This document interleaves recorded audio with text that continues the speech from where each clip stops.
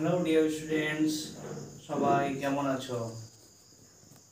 আশা করি সবাই খুবই খুবই ভালো আছো।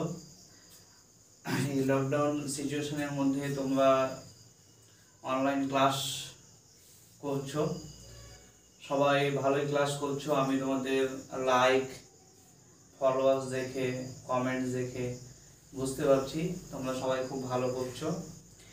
আর অনেকে আবার রেসপন্স করছে, ঠিক আছে, অনেকে আবার রেসপন্স করছে কি স্যার এটা হতো, স্যার ওটা হতো। যাই হোক, সেগুলো খুব ভালো লাগছে কি তোমরা ক্লাসটা করছো। ওকে, আর আরো ভালোভাবে ক্লাসগুলো করবে বা করার চেষ্টা করবে, ঠিক আছে। যেগুলো তোমাদের শূন্যস্থান থাকবে বইয়ে, সেগুলো শূন্যস্থানগুলো নিজে ফিল আপ করবে। তো দেখো, আগের দিন আমি যেটা বলেছিলাম ফার্স্টে কি এই পৃথিবীতে মানে আমাদের পৃথিবীতে প্রকৃতিজাত মানে প্রকৃতিতে প্রাপ্ত মৌলের সংখ্যা হচ্ছে 92টা। কত বলেছিলাম? 92টা, ঠিক আছে। ওটাই সত্যি। তুমি দেখবে পুরাতন বইগুলোতে 94 লেখা আছে, ওটা ঠিক লেখা নেই, ঠিক আছে, ওটা 92 করবে। ওটা নতুন বইগুলোতেও 92 করা আছে। তাহলে এখন চলে আসো, আমরা ধাতুর বৈশিষ্ট্যগুলো জানছিলাম কি ধাতু কি কি বৈশিষ্ট্য দেখা যায় সেগুলো আমরা আলোচনা করছিলাম। আজকে আমরা ধাতুর একটা বৈশিষ্ট্য নমনীয়তা সম্পর্কে জানবো। কি সম্পর্কে জানবো বললাম? নমনীয়তা।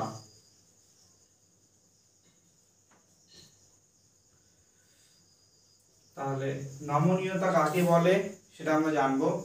ধাতুর যে ধর্মের জন্য ধাতুকে পিটিয়ে পাতলা পাতে পরিণত করা যায়, ঠিক আছে, সেই ধর্মকে বলা হয় ধাতুর নমনীয়তা বলা হয়। তাহলে কি বললাম? যে ধর্মের জন্য ধাতুকে পিটিয়ে আমরা পাতলা পাতে পরিণত করতে পারবো সেই ধর্মকে ধাতুর নমনীয়তা বলা হয়। যেমন তুমি দেখেছো লোহাকে পিটিয়ে তোমার কি বিভিন্ন রকমের আকৃতি দেওয়া হয়, শাবল কোদাল এগুলো বানানো হয়, তুমি দেখেছো বেলচা বানানো হয়। তো লোহাকে পিটিয়ে বানানো হয়, তামাকে পিটিয়ে পিটিয়ে তামার থালা বানানো হয়েছে, তোমরা দেখেছো। সোনাকে পিটিয়ে পিটিয়ে তোমার বিভিন্ন আকৃতির জিনিস তৈরি করা হয়। তো এখানে দেখো আমরা নমনীয়তা ধাতু দেখা যায় বা ধাতুর একটা ধর্ম হচ্ছে নমনীয়তা। তাহলে নমনীয়তা ধর্মটা আমি বললাম কি যে ধর্মের জন্য ধাতুগুলোকে পিটিয়ে পাতলা পাতে পরিণত করা যাবে সেই ধর্মটাকে বলা হয় ধাতুর নমনীয়তা। ওকে, তাহলে তুমি এখানে কতগুলো জিনিস পদার্থ নিবে, ধাতু অধাতুর টুকরো নিবে, ঠিক আছে। কি কি নিবে? লোহা নিবে, ঠিক আছে, লোহা নিবে, তামা, লোহা তামা জিঙ্ক,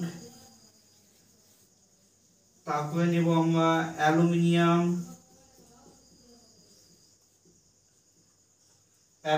নেব, সীসা নেব,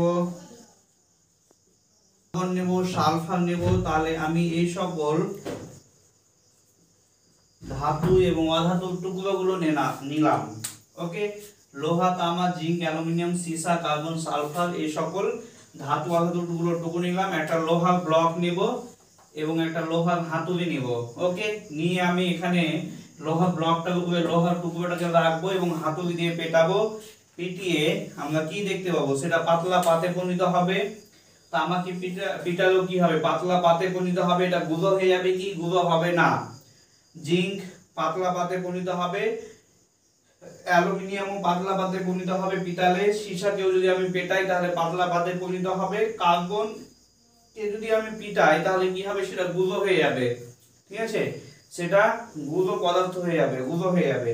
যেমন তোমাদের বাড়িতে অঙ্গার বা চারকোল দেখেছো, মানে রান্না করার সময় যদি কাঠ কয়লায় অথবা কাঠ জ্বালিয়ে রান্না করা হয় তাহলে যেটা অর্ধপোড়া কাঠ থাকে সেটাকে তোমার কার্বনের একটা রূপভেদ, তাহলে সেটাকে তুমি যদি হাতুড়ি দিয়ে পেটাও তাহলে দেখবে ওটা ভেঙে কি হবে? গুঁড়ো হয়ে যায়। সালফারকেও পেটালে কি হবে? হাতুড়ি দিয়ে পেটালে গুঁড়ো হয়ে যাবে। তাহলে আমরা দেখতে পেলাম ধাতুগুলো, যেগুলো ধাতু সেগুলো কি হয়? পিটিয়ে পাতলা পাতে পরিণত হবে, কিন্তু অধাতু যে দুটো আমাদের কার্বন ও সালফার সেই দুটো কি হবে? পিটালে কি হবে? গুঁড়ো হয়ে যাবে। ওকে, তাহলে আমরা জেনে গেলাম ধাতুগুলোকে পিটিয়ে পাতে পরিণত করা যাবে। তাহলে সোনা রূপো এই দুটো মনে রাখবে, সোনা এবং রূপো ধাতুগুলোর মধ্যে এই দুটোকে বেশি পিটিয়ে পাতলা পাতে পরিণত করা যায়। ওকে, তাহলে এখন চলে আসবো আমরা ধাতু অধাতুদের প্রসারণশীলতা আর একটা ধর্ম সম্পর্কে জানবো, সেটা হচ্ছে ধাতু অধাতুদের প্রসারণশীলতা সম্পর্কে জানবো। তাহলে আমরা সেকেন্ড যেটা পয়েন্টটা জানবো বললাম সেটা হচ্ছে প্রসারণশীলতা ধর্ম।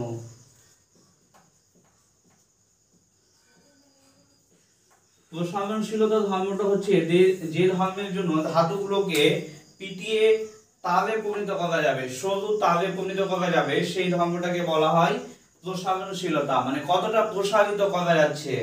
ওকে, তাহলে চলে আসলো এখানে। তোমরা জানো আমি বলেছিলাম অলরেডি প্রথম ক্লাসের দিকে বলেছিলাম কি সোনাকে পিটিয়ে সবচেয়ে লম্বা তার তৈরি করা যায়। ঠিক আছে, প্রায় 1 গ্রাম সোনা থেকে 2 কিলোমিটার লম্বা তার তৈরি করা যায়। ঠিক আছে, তারপরে তোমার রূপকেও পিটিয়ে অনেক লম্বা তার তৈরি করা যাবে। কি বললাম, 1 গ্রাম সোনা থেকে প্রায় 2 কিলোমিটার লম্বা তার তৈরি করা যায়। তাহলে দেখতে পাচ্ছি আমি ধাতুগুলোকে পিটিয়ে পিটিয়ে লম্বা করে আমি তার বানাতে পারবো, কিন্তু অধাতুগুলোকে তারে তৈরি করা যাবে না। ঠিক আছে, বা প্রসারিত করা যাবে না। তাহলে ধাতুদের একটা ধর্ম হচ্ছে প্রসারণশীলতা। ওকে, তাহলে এখন চলে আসবো আর একটা ধর্ম সম্পর্কে জানবো আমরা, কি পদার্থের তাপ পরিবাহিতার পরীক্ষা করবো আমরা এখন। ঠিক আছে, কাদের তাপ পরিবাহিতা বেশি, ধাতুদের না অধাতুদের? ঠিক আছে, বা ধাতুরা তাপ পরিবহন করতে পারে এবং অধাতুরা তাপ পরিবহন করতে পারবে না, সেটা আমরা জানবো। ধাতুগুলো তাপ পরিবহন করতে পারবে, অধাতুগুলো তাপ পরিবহন করতে বললাম পারবে না। ঠিক আছে, তাহলে আমি কি করব, আমি একটা ধাতু নিলাম।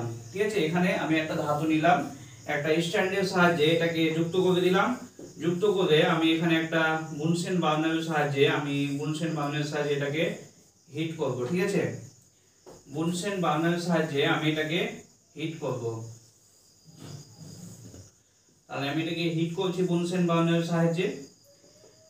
এখানে আমি একটা মোমের আস্তরণ দিলাম, মোম লাগালাম, এখানে মোম লাগিয়ে এখানে একটা পিনকে আমি ছোট্ট একটা পিনকে আটকে দিলাম। ওকে, মোম লাগিয়ে ছোট্ট একটা পিনকে আটকে দিলাম। এবার আমি এটাকে লোহা নিলাম, এই ধাতুটা লোহা নিলাম। ঠিক আছে, যদি লোহা নেওয়া হয় তাহলে দেখো এখানে আমি কি নিলাম, এটা লোহার দণ্ড নিলাম। লোহার দণ্ডের এই প্রান্তটা দেখো উত্তপ্ত করছি আমি, আর এখানে দেখো ছোট্ট একটা মানে মোমের আস্তরণ লাগিয়েছি, তার নিচে আমি একটা ছোট্ট একটা পিন আটকিয়েছি। তাহলে দেখতে পাবো আমি যদি তাপ দিই তাহলে দেখতে পাবো লোহার মধ্যে দিয়ে তাপটা প্রবাহিত হয়ে গিয়ে কি করেছে, মোমটাকে গলিয়ে দিবে, ফলে পিনটা কি হবে, খসে পড়ে যাবে। তাহলে এখান থেকে আমি দেখতে পাচ্ছি কি লোহা তাহলে তাপের পরিবাহী। ঠিক আছে, লোহা তাপের পরিবাহী। এখানে লোহার বদলে তুমি সীসা নিতে পারো, সীসা নিলেও কি হবে, পিনটা এখানকার পিনটা খসে যাবে। তুমি যদি সীসা নাও তবু কি হবে, সীসা নিলেও কি হবে, সীসা যেহেতু তাপের সুপরিবাহী বা তাপ পরিবহন করতে পারবে, তার জন্য কি হবে, এখানে পিনটা খসে যাবে। তারপরে তুমি জিঙ্ক যদি নাও তাহলে জিঙ্ক নিলেও কি হবে, জিঙ্কের দণ্ডের মধ্যে দিয়ে তাপ পরিবাহিত হয়ে তোমার পিনটাকে খসিয়ে দিবে, মোমটাকে গলিয়ে দিবে। আর কার্বন দণ্ড যদি নাও তাহলে আমরা দেখতে পাবো কি পিনটা খসবে না। ঠিক আছে, তাহলে পিনটা খসবে না বা মোমটা গলছে না, তাহলে আমি এখান থেকে বুঝতে পারছি কি কার্বন দণ্ড তাপের সুপরিবাহী না। ঠিক আছে, বা পরিবাহী না। তাহলে ধাতুগুলো আমরা দেখতে পেলাম ধাতুগুলো তাপের পরিবাহী আর অধাতুগুলো তাপের কুপরিবাহী। তবে ধাতুগুলোর মধ্যে তুমি মনে রাখবে গ্রাফাইট। ঠিক আছে, অধাতুগুলোর মধ্যে, ঠিক আছে, অধাতুগুলোর মধ্যে, ধাতুগুলো তো সবাই তাপের পরিবাহী, অধাতুগুলোর মধ্যে গ্রাফাইট। ঠিক আছে, গ্রাফাইট কার্বনের একটা রূপভেদ, এটা অধাতু হলেও এটা তাপ পরিবহন করতে পারে। ঠিক আছে, গ্রাফাইট অধাতু হলেও ধাতুদের মতো কি বললাম, তাপের এটা সুপরিবাহী। ঠিক আছে, গ্রাফাইট খুবই কোশ্চিন, ইম্পর্টেন্ট কোশ্চিন, কি গ্রাফাইট অধাতু হলেও তাপের কি, গ্রাফাইট অধাতু হলেও তাপের সুপরিবাহী। ঠিক আছে, এটা হচ্ছে তাপের সুপরিবাহী। বাহী, মনে রাখবে এটা। ওকে, তাহলে এখন আমরা চলে আসব, দেখো কার্বনকে যদি আমি এখানে যদি কার্বন নিতাম, কার্বন নিয়ে যদি তাপ দিতাম, তাহলে কার্বন কি হয় বলতো, কার্বন বাতাসের অক্সিজেনের সঙ্গে যুক্ত হয়ে কার্বন ডাই অক্সাইড উৎপন্ন করবে, ঠিক আছে, CO2 উৎপন্ন করবে। তাহলে কার্বন বাতাসের অক্সিজেনের সঙ্গে যুক্ত হয়ে কার্বন ডাই অক্সাইড উৎপন্ন করবে। এখানে যদি সালফার নেওয়া হতো, তাহলে সালফারটা পুড়ে যেত, পুড়ে গিয়ে কি করতো, সালফার ডাই অক্সাইড উৎপন্ন করতো, ঠিক আছে। তাহলে আমরা দেখতে পাচ্ছি কার্বন নিলে, এখানে কার্বন দণ্ড যদি নিতাম বা সালফার দণ্ড নিতাম, তাহলে কি হতো, সেটা অক্সিজেনের উপস্থিতিতে জ্বলে যেত, ঠিক আছে, পুড়ে গিয়ে কার্বন ডাই অক্সাইড, সালফার নিলে সালফার ডাই অক্সাইড গ্যাস উৎপন্ন করতো। তাহলে এখন আমি একটা জিনিস জানবো কি, লোহা লোহা এবং কার্বনের গ্রুপের মধ্যে আমি পরীক্ষা করে দেখব কোনটা তাপের ভালো পরিবাহী, ঠিক আছে, বা কোনটা পরিবাহিতা বেশি। তাহলে আমি একটা পরীক্ষার সাহায্যে তোমাদেরকে এখন দেখাবো কি লোহার গুলো সহজেই তাপ পরিবহন করতে পারে, ঠিক আছে। সেটা আমি কি করব, দুটো পাত্র নিব, একটা হচ্ছে লোহার তৈরি মানে ধাতুর তৈরি পাত্র নিলাম, দুটোই কিসের তৈরি বললাম, কোন ধাতুর তৈরি পাত্র নিলাম। ওই পাত্র দুটো নিয়ে একটা পাত্রতে আমি লোহার গুলো রাখলাম, একটা পাত্রতে কি নিলাম, একটা পাত্রতে নিলাম লোহার গুলো, এবং আর একটা পাত্রতে নিব আমি কার্বনের গুলো নিব, ঠিক আছে, কার্বন গুলো নিব। এখানে আমি যে নিলাম সেটা হচ্ছে কার্বনের গুলো।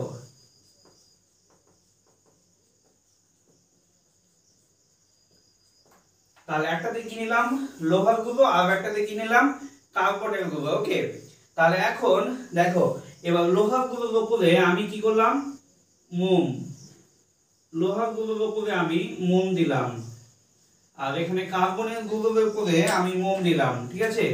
এখানে কার্বনের গুলোর উপরে আমি কি করলাম, মোম দিলাম। এবার দুটোকে আমি একটা তার জালির উপরে বসিয়ে, দুটোকে একটি তার জালির উপরে বসিয়ে আমি বুনসেন বার্নারের সাহায্যে আমি কি করব, বুনসেন বার্নারের সাহায্যে হিট দিচ্ছি, তাপ দিচ্ছি, ঠিক আছে। তাপ জালির উপর বসিয়ে আমি কি করছি, দুটোতেই হিট দিচ্ছি, তাপ দিচ্ছি। তাহলে তাপ দিতে থাকলে দেখতে পাবো কিছুক্ষণের পরে বা কিছুক্ষণের মধ্যেই, ঠিক আছে, এই মোমটা গলতে শুরু করবে। লোহার গুলোর উপরে যে মোমটা আছে সেটা গলতে শুরু করবে, এবং এখানে কার্বন গুলোর উপরে যে মোমটা আছে সেটাও গলছে না, ঠিক আছে।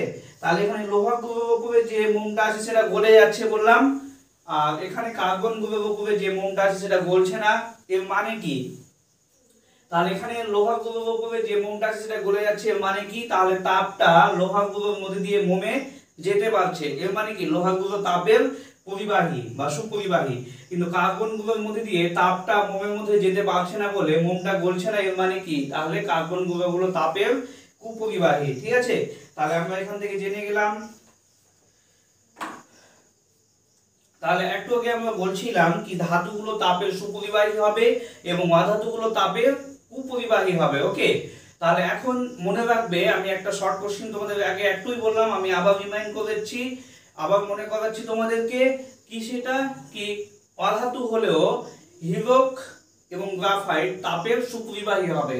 কি বললাম, অধাতু হলেও হীরক এবং গ্রাফাইট কি হবে, তাপের সুপরিবাহী হয়, ঠিক আছে। কোশ্চেন আসতে পারে কি একটি অধাতুর নাম লেখো যারা তাপের সুপরিবাহী, ঠিক আছে। তাহলে কি বলবে, হিরে এবং গ্রাফাইট। ওকে, তাহলে এবার চলে আসবে ধাতু অধাতুর তড়িৎ পরিবাহিতার পরীক্ষা আমরা করব। ওকে, তাহলে ধাতু অধাতুর তড়িৎ পরিবাহিতার পরীক্ষাটা আমরা এখন করতে যাব।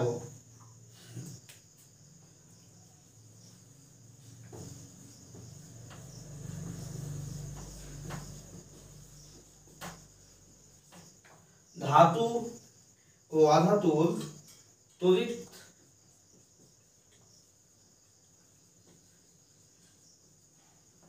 পরিবাহিতার পরীক্ষা। ওকে, তাহলে তড়িৎ পরিবাহিতার পরীক্ষাটা আমরা এখন করব। ওকে, তাহলে এখনই আমরা যে পরীক্ষাটা করতে যাব কি ধাতুগুলো তড়িতের সুপরিবাহী হয় এবং অধাতুগুলো যে তড়িতের কুপরিবাহী হয় সেটা আমরা পরীক্ষার মাধ্যমে ভালোভাবে জানবো। তাহলে এখন চলে আসো, আমরা যেটা পরীক্ষা করব সেটা হচ্ছে ধাতু অধাতু তড়িৎ পরিবাহিতা পরীক্ষা আমরা এখন করতে যাব। ওকে, তাহলে এখানে দেখো স্টুডেন্টস কি আমরা একটা ব্যাটারি নিব, ঠিক আছে। আমরা একটা ব্যাটারি নিলাম, এটা ব্যাটারি হচ্ছে প্লাস প্রান্ত, এটা ব্যাটারি হচ্ছে মাইনাস প্রান্ত। তাহলে ব্যাটারি নিয়ে আমি একটা বাল্বের সাহায্যে, মানে একটা আমি বাল্ব নিব, একটা তড়িৎবাহী তার এটা, ঠিক আছে। এখানে আমি বিভিন্ন ধাতু অধাতু টুকরোগুলোকে লাগাবো, লাগিয়ে এখানে আমার একটা ইলেকট্রিক বাল্ব থাকবে, সেই বাল্বটা, ঠিক আছে, আমি, ঠিক আছে, জ্বালাবো, মানে জ্বালানোর চেষ্টা করব। তাহলে এটা ইলেকট্রিক বাল্বের প্লাস, তাহলে প্লাস থেকে কারেন্টটা গিয়ে, ঠিক আছে, বাল্বের মধ্যে গিয়ে নেগেটিভে ফিরে আসবে। তাহলে এখানে আমি একটা কাজ করব, এখানে আমি লোহা, ফার্স্টে এখানে আমি একটা লোহার টুকরো নিব,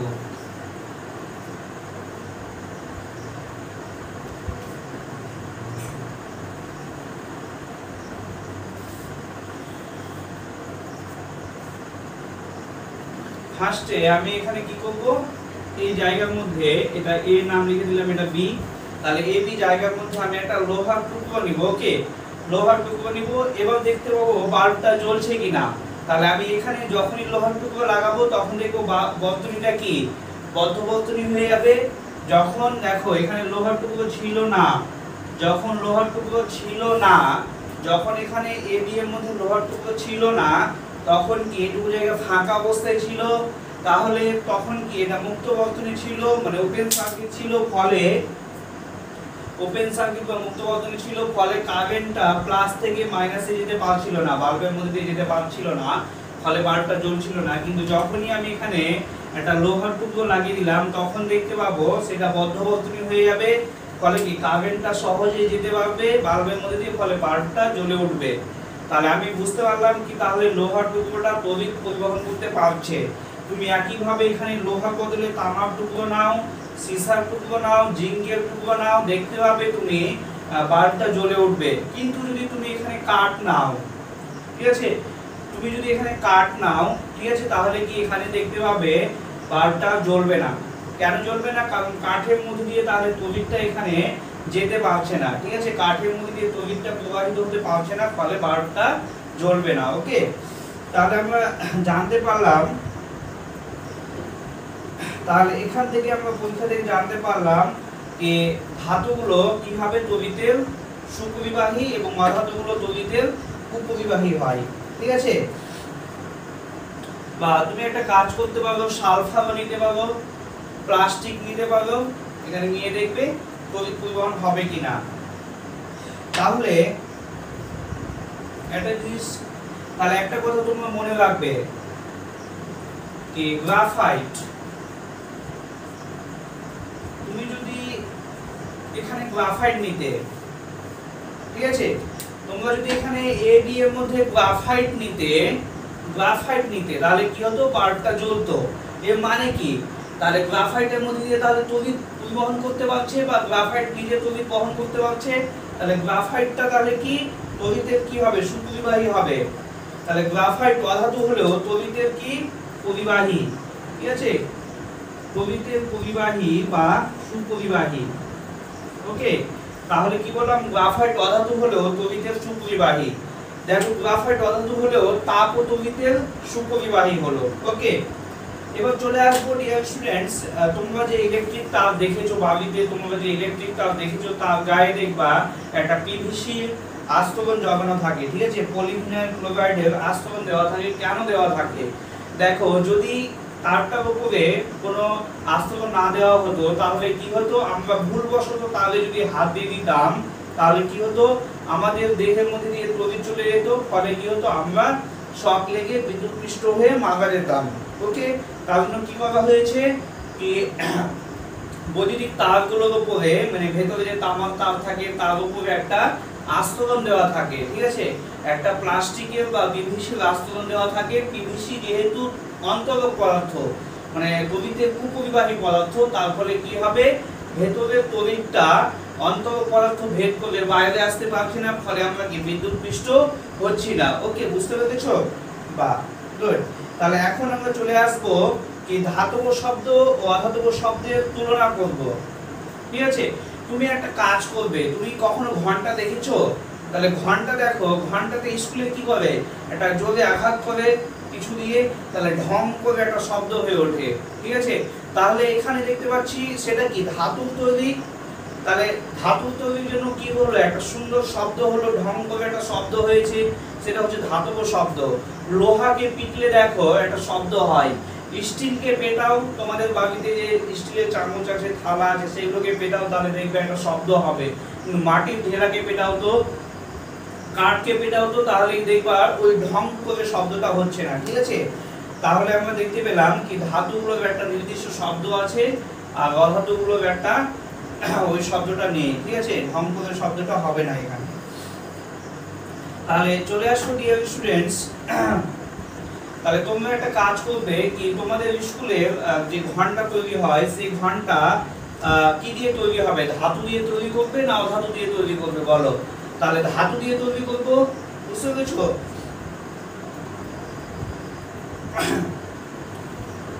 তাহলে এখন আমরা যেটা জানবো,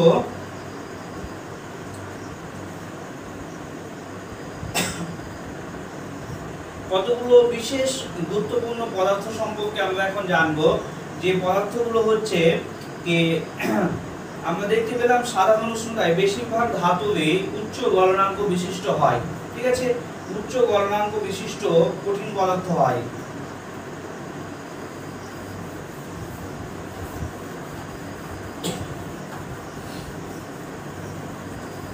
বেশিরভাগ ধাতুগুলোই কি বললাম, সাধারণ তাপমাত্রায় বেশিরভাগ ধাতুগুলোই উচ্চ গলনাঙ্ক বিশিষ্ট হয়।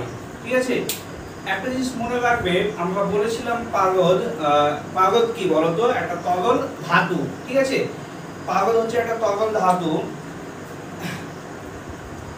আমরা বললাম কি ধাতুগুলো উচ্চ গলনাঙ্ক বিশিষ্ট হয়। ঠিক আছে, কিন্তু গ্যালিয়াম, ঠিক আছে মনে রাখবে, গ্যালিয়াম একটা, আর একটা হচ্ছে সিজিয়াম, সিজিয়াম, এই দুটো কিন্তু ধাতু। ঠিক আছে, সিজিয়াম এগুলো হচ্ছে ধাতু, গ্যালিয়াম হচ্ছে জিএ এবং সিজিয়াম হচ্ছে সিএস। ঠিক আছে, সিএস, এই দুটো ধাতু, গ্যালিয়াম ও সিজিয়াম ধাতু হলেও এদের গলনাঙ্ক খুবই কম। যেমন দেখো, গ্যালিয়ামের গলনাঙ্ক হচ্ছে 29.78 ডিগ্রি সেলসিয়াস। ঠিক আছে, 29.78 ডিগ্রি সেলসিয়াস হচ্ছে গ্যালিয়ামের, এবং সিজিয়ামের হচ্ছে 28.4 ডিগ্রি সেলসিয়াস। ঠিক আছে, 28.4 ডিগ্রি সেলসিয়াস। তাহলে দেখো স্টুডেন্টস, আমি যেটা বলতে যাচ্ছিলাম যে ধাতুগুলো সাধারণত উচ্চ গলনাঙ্ক বিশিষ্ট হয়, কিন্তু এখানে দেখতে পাচ্ছি গ্যালিয়াম এবং সিজিয়াম ধাতু হলেও এদের গলনাঙ্ক খুবই কম। দেখো 29.78 ডিগ্রি সেলসিয়াস এবং 28.4 ডিগ্রি সেলসিয়াস। এগুলো বলো তো স্টুডেন্টস, এগুলো গ্রীষ্মকালে কেমন থাকবে? গ্রীষ্মকালে আমাদের এই অঞ্চলটা উষ্ণতা অনেক থাকে, 35 এর কাছাকাছি থেকে যায়, 35, অনেক সময় 40 হয়ে যায়। তাহলে ওই উষ্ণতায় কি হবে, এগুলো গলিত অবস্থায় থাকবে, গলন্ত অবস্থায় থাকবে। আবার শীতকালে কি হবে, আমাদের এখানে শীতকালে উষ্ণতা কত, 10 ডিগ্রি 15 ডিগ্রি সেলসিয়াস। তাহলে সেই উষ্ণতায় কি হবে, এগুলো আবার কঠিন অবস্থায় থাকবে। বুঝতে পেরেছো? তাহলে গ্যালিয়ামকে যদি 29.78 ডিগ্রি সেলসিয়াস বা 29.78 ডিগ্রি সেলসিয়াস তাপ দেওয়া হয়, তাহলে সেটা গলে যাবে। ঠিক আছে, আর সিজিয়ামকে যদি 28.4 ডিগ্রি সেলসিয়াস উষ্ণতায় তাপ দেওয়া হয়, তাহলে সেটা কি হবে, গলে তরল হয়ে যাবে। ওকে, এবার তাহলে আমি চলে আসবো কি, আমরা বলেছিলাম ধাতুগুলোর কাঠিন্য বেশি। ধাতুগুলো কি বলেছিলাম, কাঠিন্য বেশি, মানে সেগুলোকে ছুরি দিয়ে কাটা যাবে না ধাতুগুলোকে। তবে কতগুলো ব্যতিক্রম হিসাবে তোমরা মনে রাখবে কি, লিথিয়াম, সোডিয়াম, পটাশিয়াম, কি বললাম, লিথিয়াম,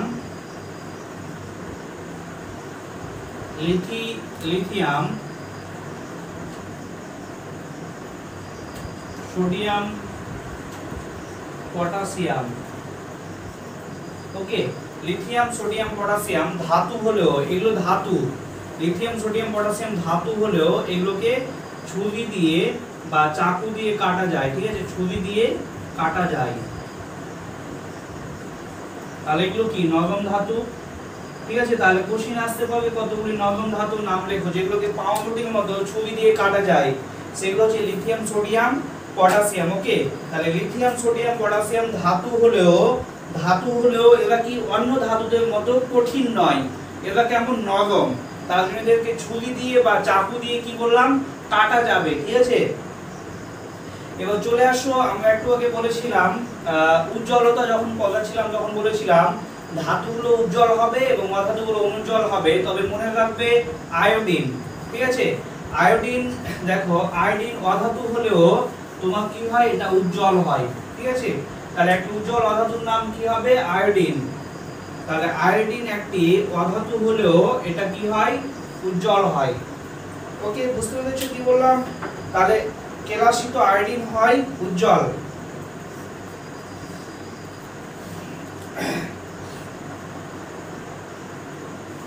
তাহলে এখন আমরা চলে আসবো কি কার্বন। দেখো, কার্বনের অনেকগুলো রূপভেদ আছে। আমরা তোমাদের যে বহুরূপতা চ্যাপ্টার আমরা লাস্টের দিকে পাবো, তোমাদের ক্লাস 8 এ আছে।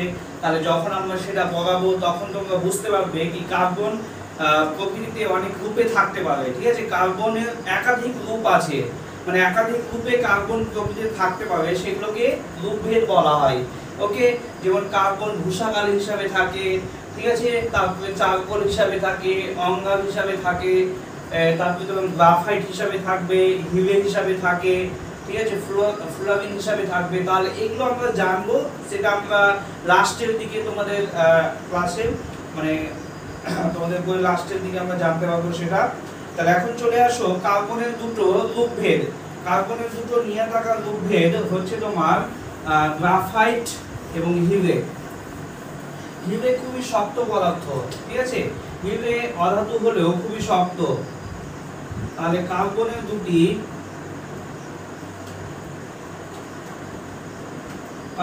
দুটি নিয়ে থাকা রূপভেদের নাম কি বললাম, হিরে এবং গ্রাফাইট। ওকে,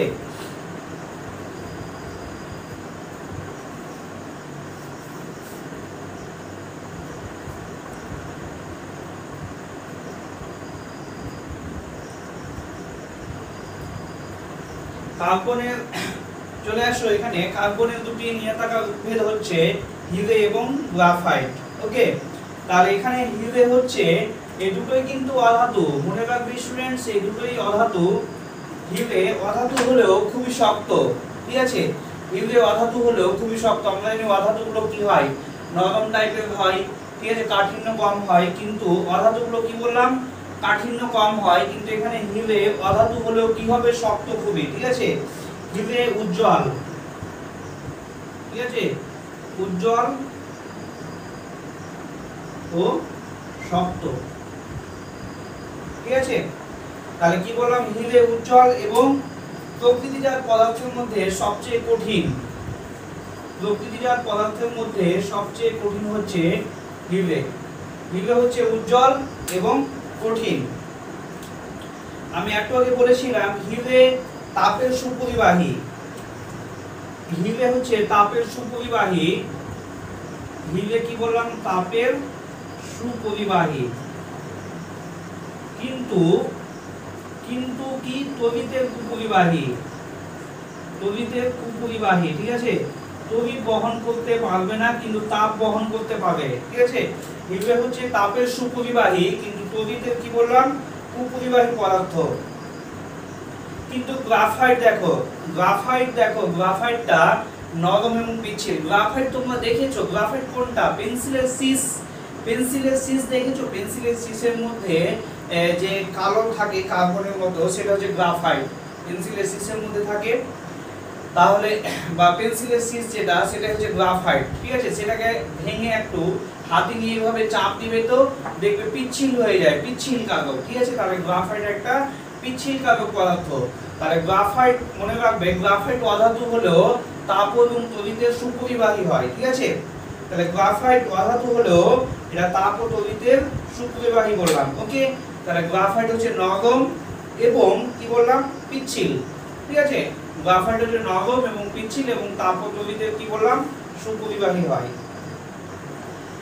তাহলে ডিয়ার স্টুডেন্টস, আমাদের এইটুকু আজকে থাকবে, পরে আমরা আরো বাকিগুলো জানাবো। কোথাও অসুবিধা হলে তোমরা অবশ্যই জানাবে, সেটা হোয়াটসঅ্যাপের মাধ্যমে, কলের মাধ্যমে জানাচ্ছ, অনেকে ভালো লাগছে, ঠিক আছে? তাহলে সবাই জানাবে কোথায় প্রবলেম হচ্ছে। আর আমি যেগুলো পয়েন্ট বারে বারে বলছি সেগুলো নোট করে রাখবে খাতায়, ওকে? আমি দেখবে অনেকগুলো যেগুলো খুবই ইম্পর্টেন্ট জিনিস বা তোমাদের জানিয়ে রাখা খুবই প্রয়োজন, সেগুলো আমি বেশ কয়েকবার রিপিট করি ক্লাসে, তাহলে সেগুলো তোমরা সবাই ভালোভাবে জানবে, ঠিক আছে? নোট করে রাখবে। তোমাদের টেক্সট বইখানা খুব ভালোভাবে পড়বে, ঠিক আছে? যেখানে অসুবিধা হবে আমাকে বলবে, ওকে? তাহলে আজকে এইটুকু থাকুক, নেক্সট পরের দিন আবার পরের ভিডিও দেওয়া হবে।